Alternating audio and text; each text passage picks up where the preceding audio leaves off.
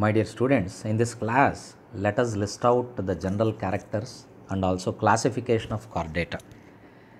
Chordata జీవుల సాధారణ మరియు ప్రత్యేక లక్షణాల గురించి ఈ క్లాస్లో నేర్చుకోవడమే కాకుండా కార్డేటా వర్గీకరణను గురించి కూడా కొద్దిగా నేర్చుకునే ప్రయత్నం చేద్దాం. మనందరికీ తెలుసు, జంతు సామ్రాజ్యాన్ని కశేరు దండం ఆధారంగా, వెన్నెముక ఆధారంగా రెండు రకాలుగా విభజించడం జరిగింది. ఒకటి వెన్నెముక లేని జీవులు, ఇంకొకటి వెన్నెముక ఉన్న జీవులు.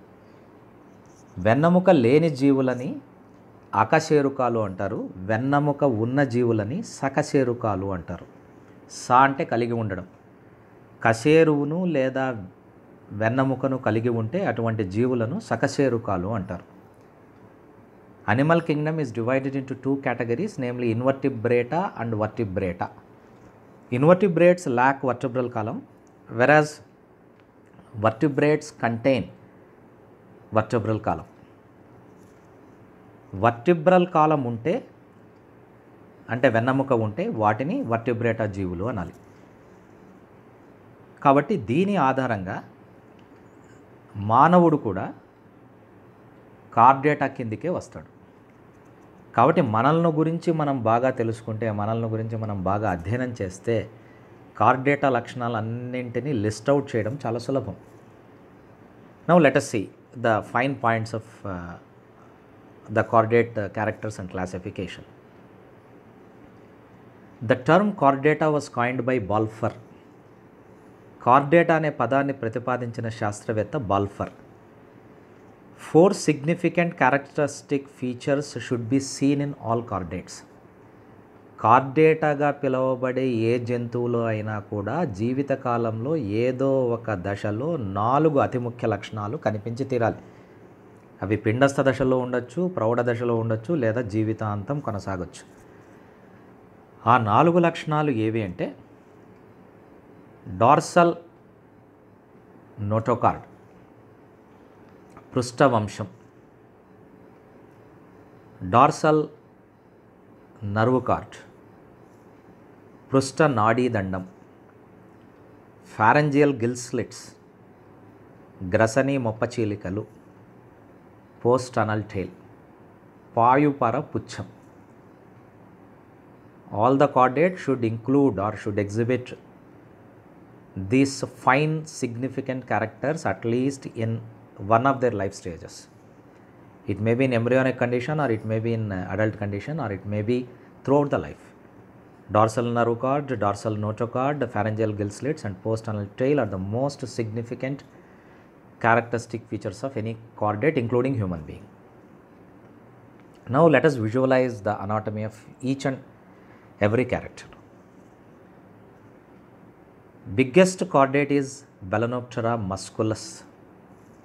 It is also called blue whale. Its heart is of the size of Maruti car. Whales are filter or ciliary feeders. They have baleen teeth. అతిపెద్ద కార్డేటా జీవి బెలనోప్టెరా మస్కులస్గా పిలువబడే నీలి తిమింగలం. దీని గుండె మారుతి కార్ అంత ఉంటుంది. ఇంత పెద్దగా ఉన్నా ఇవి మనుషులను తినవు. ఏ తిమింగలం కడుపులో కూడా మనిషి యొక్క అవశేషాలు కనిపించిన దాఖలాలు ఇంతవరకు లేదు. లేకపోగా they love human beings. Whales and dolphins, they love human beings like anything. They would like to make friendship with human being. Whales are filter feeders or ciliary feeders. తిమింగలాల్లో దువ్వెన ఆకారంలో ఉన్న బెలీన్ దంతాలు ఉంటాయి. కాబట్టి ఇవి ఘనరూప ఆహార పదార్థాన్ని నమిలి మింగలేవు. ఇవి వడపోత ద్వారా గాలన పోషణ క్రియను జరుపుకుంటాయి. గాలన పోషణ క్రియ అంటే నోరు తెరిచి గ్యాలన్ల కొద్ది నీళ్ళను తాగేస్తాయి. నీళ్లలో తేలుతూ వచ్చినటువంటి ప్లవక జీవులని ఆహారంగా తీసుకుంటాయి. అవి వృక్ష ప్లవకాలు కావచ్చు, లేదా జంతు ప్లవకాలు కావచ్చు. That means they are filter feeders. They can't masticate the food material because of the presence of comb-like teeth called baleen teeth. They simply swallow gallons of water, and the suspended plankton constitute the food of whales. Whales exhibit echolocation ఇవి ప్రదర్శిస్తాయి, అంటే ప్రతిధ్వనులను అతిధ్వనులను ఇవి వింటాయి. ఇప్పుడు ప్రత్యేకమైన లక్షణాల దగ్గరికి వద్దాం. Chordata జీవుల్లో ఏ లక్షణాలు కనపడతాయి? ఇంతకుముందు చూసాం. పృష్ఠవంశము, పృష్ఠ నాడీదండము, గ్రసనీ మొప్ప చీలికలు, తోక లేదా పాయుపర పుచ్చం.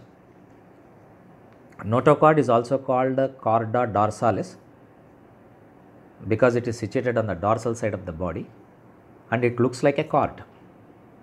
It is an elastic rod-like structure.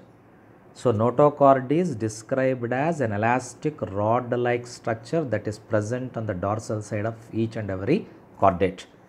It contains fibrous and elastic layers. It arises from mesoderm. That means it is mesodermal in origin. Cells present in notochord are called vacuolated cells.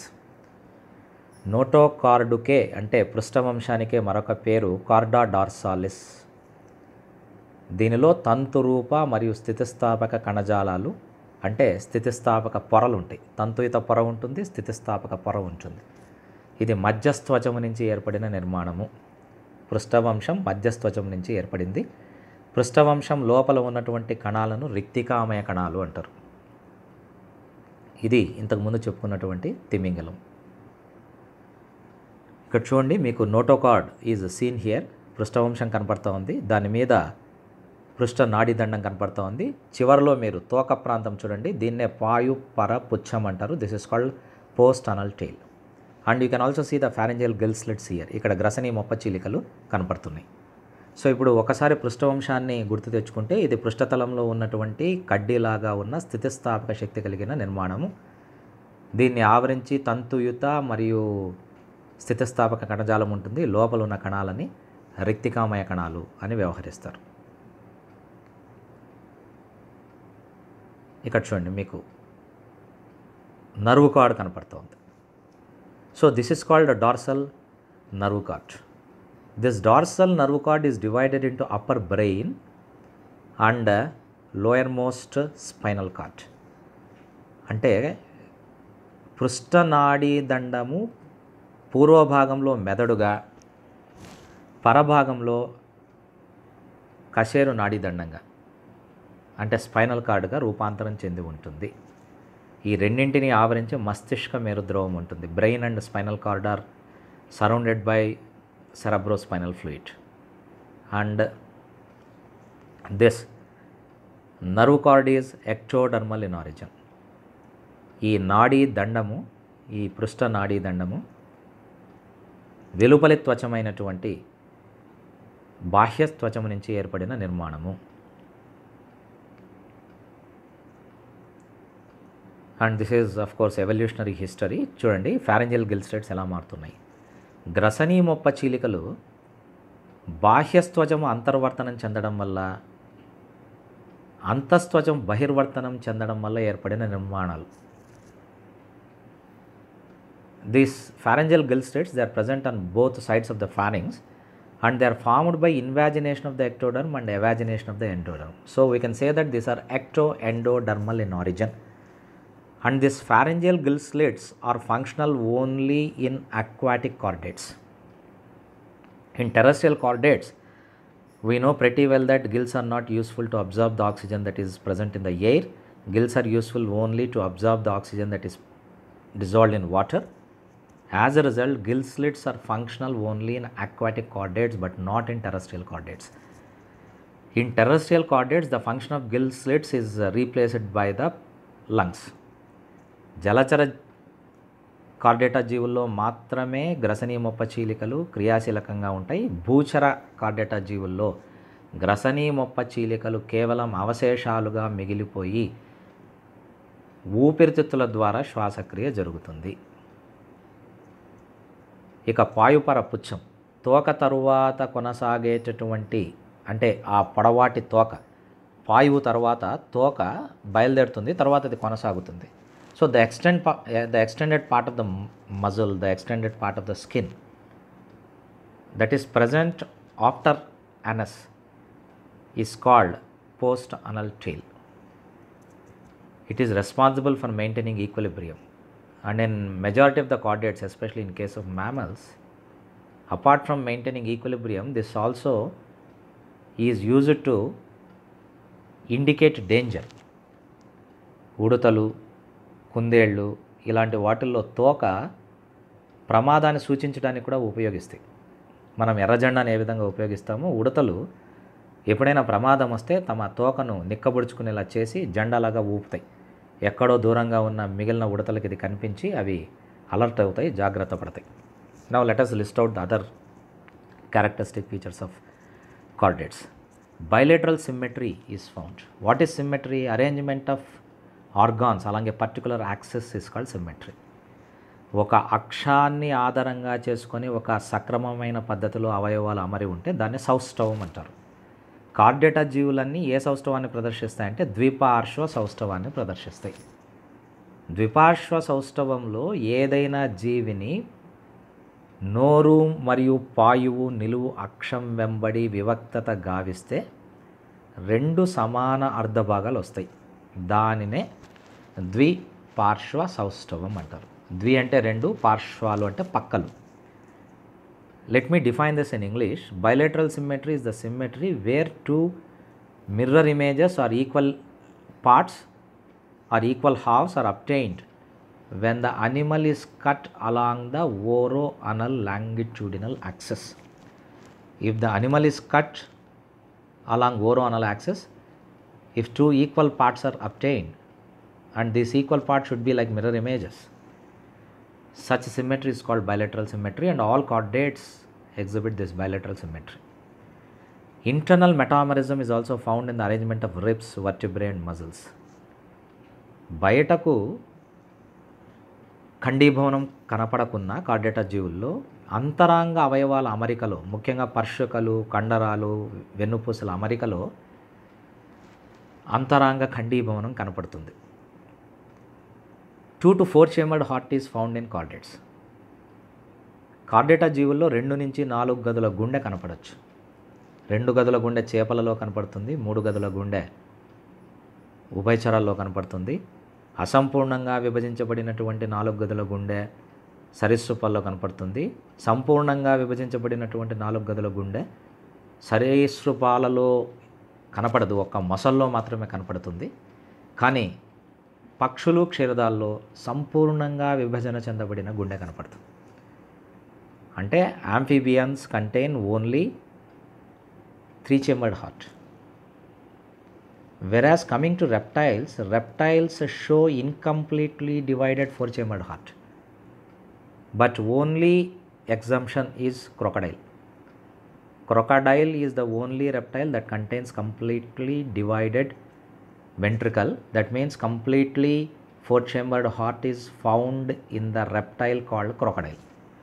Whereas 4 chambered heart is the characteristic feature of both aves and mammals. కాబట్టి Chordata జీవుల కిందకి ఇవన్నీ వస్తాయి. కాబట్టి 2 నుంచి 4 గదుల గుండె కలిగి ఉండడం అనేది కార్డేటా జీవుల లక్షణం. Fishes contain only 2 chambered heart and amphibians contain 3 chambered heart.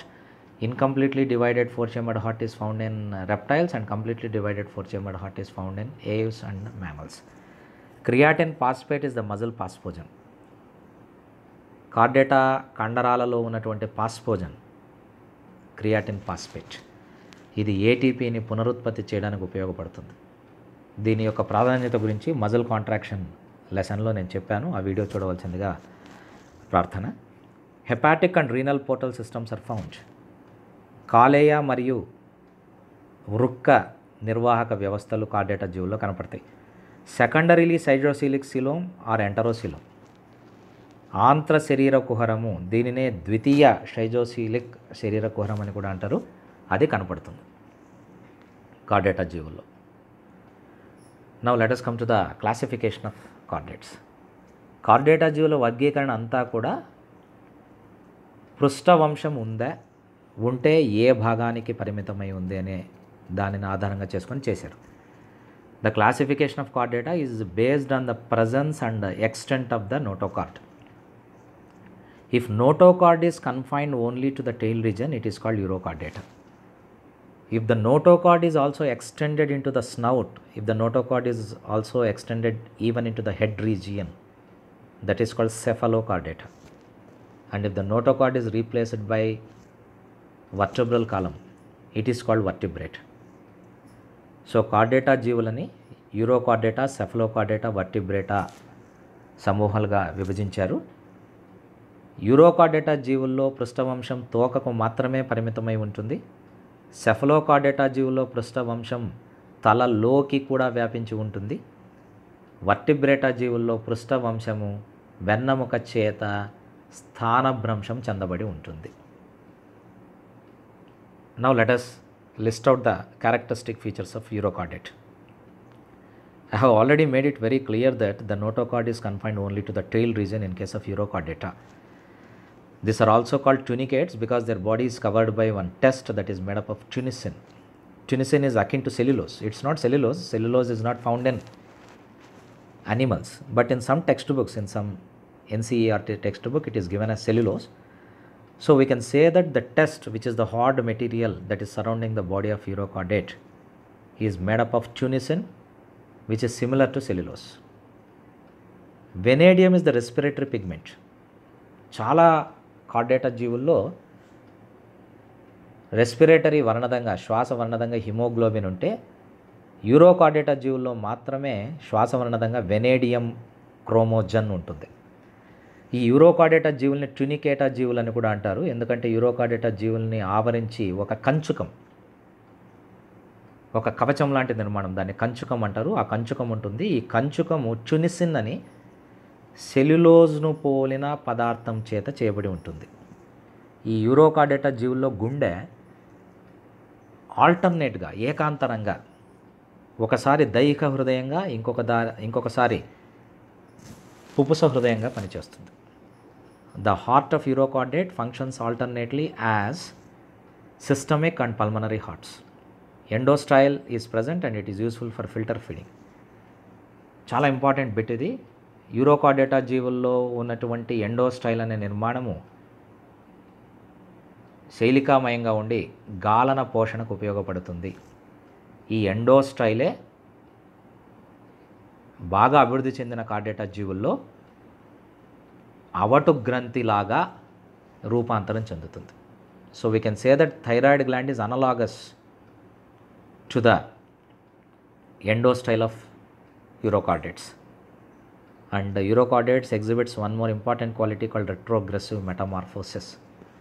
Retrogressive metamorphosis is a condition where larval stages are highly advanced and adult stages are degenerated. Retrogressive మెటమార్ఫసిస్ని తెలుగులో తిరోగామి రూప విక్రియ అంటారు. ఇది పురోగామి కాదు, తిరోగామి రూప విక్రియ. డింబక దశలు బాగా అభివృద్ధి చెంది అన్ని కార్డేటా లక్షణాలను ప్రదర్శిస్తే, ప్రౌఢ దశలు క్షీణించిపోయి కార్డేటా లక్షణాలను కోల్పోతాయి. So retrogressive metamorphosis is a condition where larval stages exhibits chordate features, whereas adult stages show degeneration. So మళ్ళా ఈ యూరోకార్డేటాను అసిడియేసి, థాలియేసి ఇలా విభజించుకుంటూ వెళ్ళారు. అసిడియేసి అనేది చాలా ప్రాధాన్యత గల సమూహము. Ascidians are also called sea squirts because they jet water when they are threatened. అసిడియన్స్ని మీరు ఒక టైప్ స్టడీ చదువుతారు, హైడోమేనియా అనేది, అది అసిడియేసికి చెందింది. దాని డింబక దశని అసిడియన్ చాట్పోల్ అంటారు. అది రిట్రోగ్రెసివ్ మెటమార్ఫసిస్ని ప్రదర్శిస్తుంది. And this are all called sea squirts. So యూరోకార్డేటాను అసిడియేసి, థాలియేసి, లార్వేసిగా కూడా విభజిస్తారు. ఇక Cephalochordata. Cephalochordates are characterized by the extension of notochord even into the head region. It's not limited to the head. It is rest of the body contains notochord and it is also extended even into the head region. Best example is Amphioxus and the cephalochordates are collectively called lancelets. Cephalochordate జీవులను lancelets అంటారు. వీటిల్లో తలలో కూడా, ముట్టె ప్రాంతంలో కూడా పృష్ఠవంశం ఉంటుంది. వీటిల్లో ఉన్నటువంటి విసర్జక అవయవాలు సొలనోసైట్స్. Solenocytes are the excretory structures. These are the protonephridia, of course. Now Urochordata is divided into అసిడియేసి, లార్వేసి, థాలియేసి. అంటే యూరోకార్డేటాని ఈ విధంగా విభజించారు. లార్వేసిలో ఉన్నటువంటి డింబకాలు నియోటనీని ప్రదర్శిస్తాయి, శాబక జననాన్ని ప్రదర్శిస్తాయి. డింబక దశగానే కొనసాగితే ఎక్కువ కాలము దాన్ని నియోటనీ అంటారు. నియోటనీని ప్రదర్శించే జీవులు డింబక దశలో ఉండగానే ప్రత్యుత్పత్తి ప్రదర్శిస్తాయి, అంటే ప్రత్యుత్పత్తి దశను సంతరించుకుంటాయి. దీనినే శాబక జననం అంటారు. Neoteny is the extended larval stage, whereas if larva attains sexual maturity and if larva starts exhibiting reproductive behavior, that is called pedogenesis. Neoteny is the cause, pedogenesis is the effect. Now vertebrata. Vertebrata is also called craniata. Vertebrata ni craniata అని కూడా అంటారు. ఎందుకంటే ఇంతకుముందు మనం నేర్చుకున్న Urochordata, సెఫలోకార్డేటాలో పుర్రె ఉండదు, కపాలం ఉండదు, క్రేనియం ఉండదు. Whereas in case of vertebrata, cranium is found, hence vertebrata is also called craniata. And vertebrates, based on the presence of jaws, they are again divided into aneta and gnatostomata. దవడలు ఉన్నాయా లేదా, హనువులు ఉన్నాయా లేదా అనే దాన్ని ఆధారంగా చేసుకొని ఈ వర్టిబ్రేటా జీవులని ఏ నేత మరియు నేతోస్టోమేటాగా విభజించారు. ఏ నేత అంటే దవడలు లేని జీవులను ఏ నేత అంటారు, దవడలు ఉన్న జీవులను నేతోస్టోమేటా అంటారు. స్టోమా అంటే నోరు, నేతో అంటే దవడలు.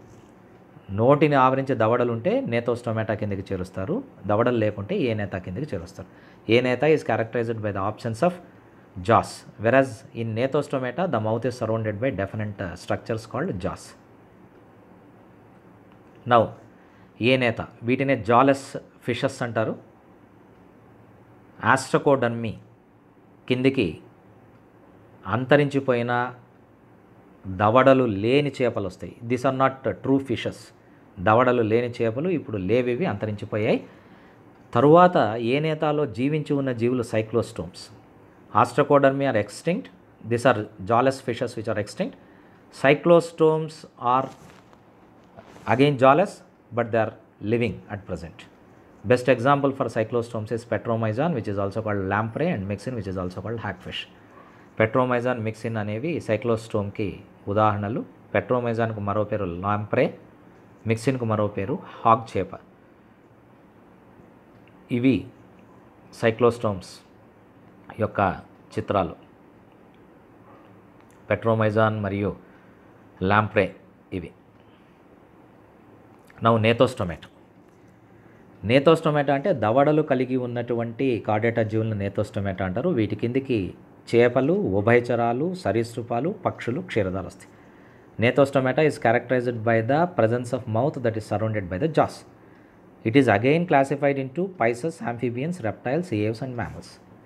Pisces are aquatic chordates which are characterized by the presence of fins and lateral lines in organs. Amphibians exhibit dual life. Reptiles exhibit creeping mode of life. Aves exhibit feathers.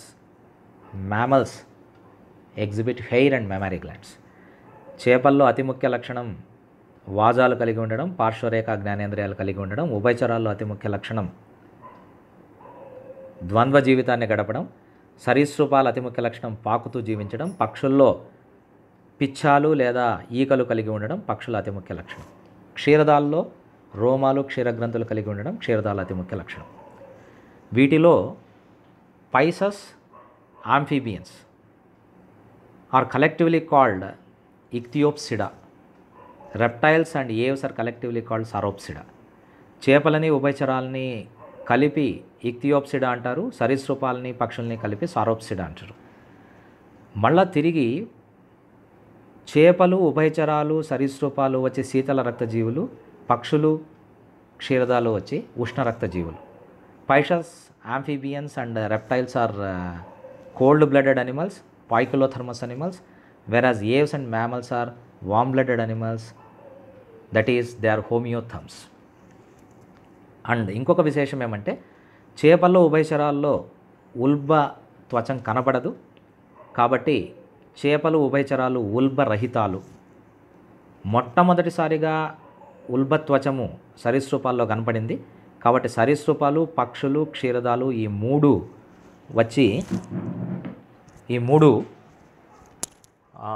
They are ఆమ్నియోట్స్ అంటే ఉల్బదారులు, అంటే సరీసృపాలు, పక్షులు, క్షీరదాలు ఈ మూడిట్లో ఉల్బత్వచం ఉండడం వల్ల వీటిని ఉల్బదారులు అంటారు. Let me repeat it in English. Spices and amphibians, they lack embryonic membranes like amnion, hence these are called anomniotes, whereas amnion for the first time is found in reptiles onwards. So reptiles, aves and mammals contain amnion, hence these three reptiles, aves and mammals are collectively called amniotes. So that is about the general characters and classification of chordata. So thank you very much.